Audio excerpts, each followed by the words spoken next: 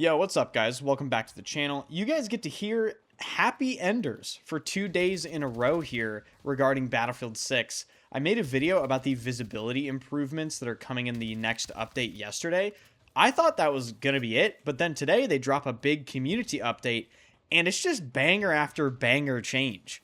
So in today's video, I'm going to be going over everything they mentioned in the brand new community update and what we can expect moving forward with the June 9th update that drops Grand Bazaar. If you find these videos informative, be sure to hit the like button. Thank you to everyone that does that.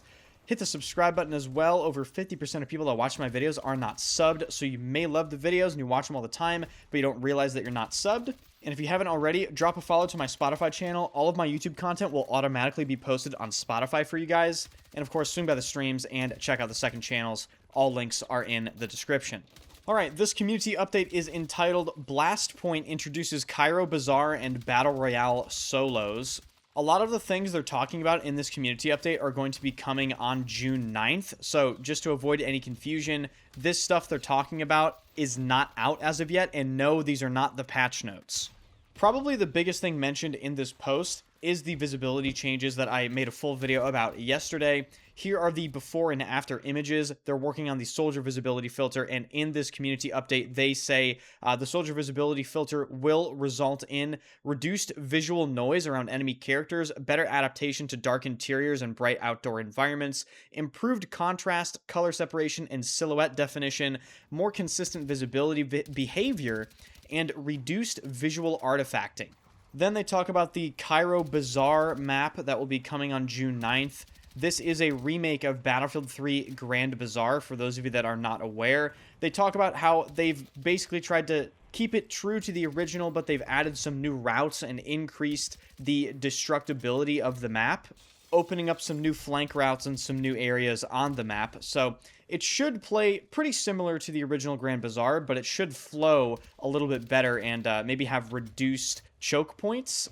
After that, they detail some upcoming vehicle changes. For air vehicles in particular, they are basically making air radar default, and they are adding thermal optics back as an equipable attachment for vehicles, guys.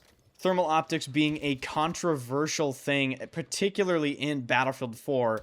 I will be very interested to hear what you have to say about them adding thermal optics to air vehicles in Battlefield 6 in the comment section. On top of that, they have also increased the height of the minimap camera for aircraft, and they say this basically expands the area covered to help improve your ability to track activity. As far as ground vehicles, they said they're making several updates to improve how vehicles interact with infantry and anti-vehicle tools. They detail 2 brand new weapons available for mobile anti-air vehicles. The first one is high-velocity anti-air missiles. Apparently, these require more precise manual aiming, but offer a, quote, much higher damage potential. And the other one is laser-guided anti-air missiles, which have improved maneuverability and tracking features, and apparently these are best used against fast-moving air vehicles like the Little Bird or jets. Additionally, they are, quote, looking at making smaller targeted adjustments across a variety of gadgets and vehicles. Then they list a couple highlights, which include the intuitive trajectory for the RPG launcher and the addition of crawl speed for all land transport vehicles, balance changes that make armored personnel transports vulnerable to heavy machine guns, and hopefully more in the future. Then, in the middle of all these good changes, they feel the need to mention to us that they're going to be adding spray paints to the game, like we're playing Team Fortress 2 or something. Let's be honest, guys, read between the lines with this. They're adding spray paints so they have another potential microtransaction to attempt to sell you on. But aside from that stain on this community update, it just continues to be really good.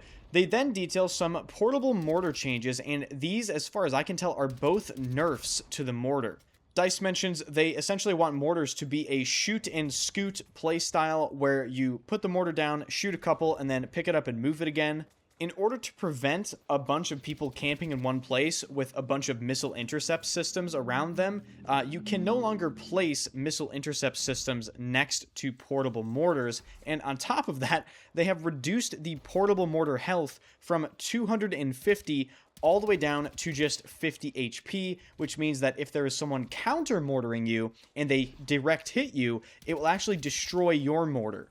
As far as I'm concerned, the less effective mortars are, the better the gameplay is. I've never been a fan of mortars. I think they're irritating. I understand they're supposed to have a purpose, and they're not supposed to be absolutely useless, but ever since DICE allowed people to mortar from their spawn, I just feel like it's just been super fucking annoying to deal with. So anything that incentivizes mortar players to move a bit more, I'm all for that. The next section they cover is progression. The TLDR of this is actually very concise. They essentially just say right at the end that they will continue to monitor progression data and feedback as they move further into Season 3. Next up, they talk about some upcoming gunplay changes, and these are actually sounding quite good. So, first of all, they talk about damage multipliers or limb multipliers coming to the game. They mentioned this quite a while ago, and I've been anticipating them adding limb multipliers to the game for quite a long time, but they just haven't. However, I'm happy to see them mention them again, because I just thought they just fucking scrapped them for no reason. But it does appear that they will be coming to the game eventually. On top of this, they mention they are looking at muzzle velocity for weapons, drag, and bullet drop behavior. It sounds to me like they're probably considering finally reducing the ludicrous muzzle velocities in Battlefield 6 for many weapons. On top of that, they also mentioned they are narrowing the sweet spot ranges for bolt-action rifles. This is sort of a half measure, in my opinion. They should be really removing sweet spots from the game entirely. It is a cheap mechanic, and it's always been a bad mechanic ever since its introduction in Battlefield 1. Funnily enough, I think narrowing the sweet spot range, while it might have you get killed by the sweet spot a little bit less, when you die to the sweet spot because of the narrow range, it actually just means you got even more unlucky, which could actually increase frustration. But the big one they mentioned at the end here, they mentioned they are testing adjustments to recoil variation aimed at improving handling predictability and consistency.